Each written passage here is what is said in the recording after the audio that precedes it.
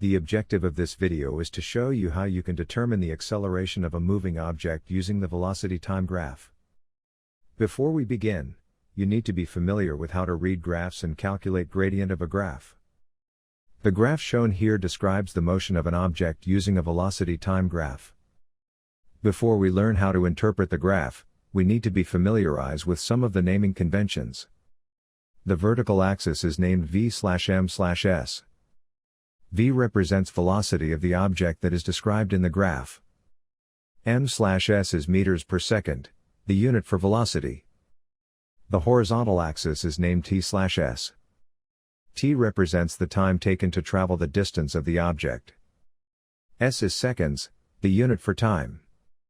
Note that the unit used need not be SI unit. It can be other units of measurement. Now to interpret the graph, at time equals 0 seconds, the velocity of the object is 4 meters per second. Velocity need not start at 0. It depends on when you have defined the starting point. At time equals 1 second, the velocity is 6 meters per second. At time equals 2 seconds, the velocity is 8 meters per second. At time equals 3 seconds, the velocity is 10 meters per second. From this point, we will learn how to read the change in velocity of the object with time. When time increases from 0 seconds to 1 second, the velocity of the object changes from 4 meters per second to 6 meters per second. We can also say that the change in velocity is 6 minus 4, which is 2 meters per second. To rephrase into one line, we say that the velocity increases by 2 meters per second in 1 second. Mathematically, it is the same as 2 meters per squared second.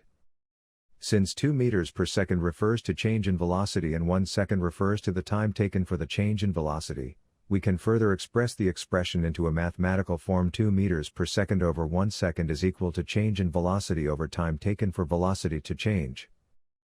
But can the statement hold true if we increase the change in time to 3 seconds? We learned in maths that the gradient of a straight line is constant. That means if we increase the change in time to 3 seconds, will we get back 2 meters per squared second? In the slide, we see that when time increases from 0 seconds to 3 seconds, the velocity increases from 4 meters per second to 10 meters per second. The change in velocity is 6 meters per second. To rephrase into one line, we say the velocity increases by 6 meters per second in 3 seconds. We can further express as 6 meters over 3 seconds is equal to change in velocity over time taken for velocity to change. 6 meters over 3 seconds can also be calculated as 2 meters per squared second.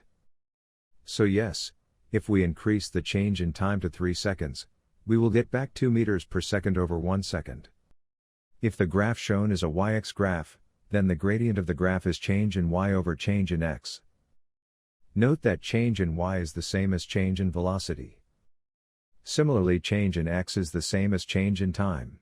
So when we calculate change in velocity over change in time, are we calculating the acceleration of the object? Are we also calculating the gradient of velocity-time graph? Pause the video and take some time to think about it. One eternity later. Therefore we can conclude that acceleration is equal to the gradient of velocity-time graph.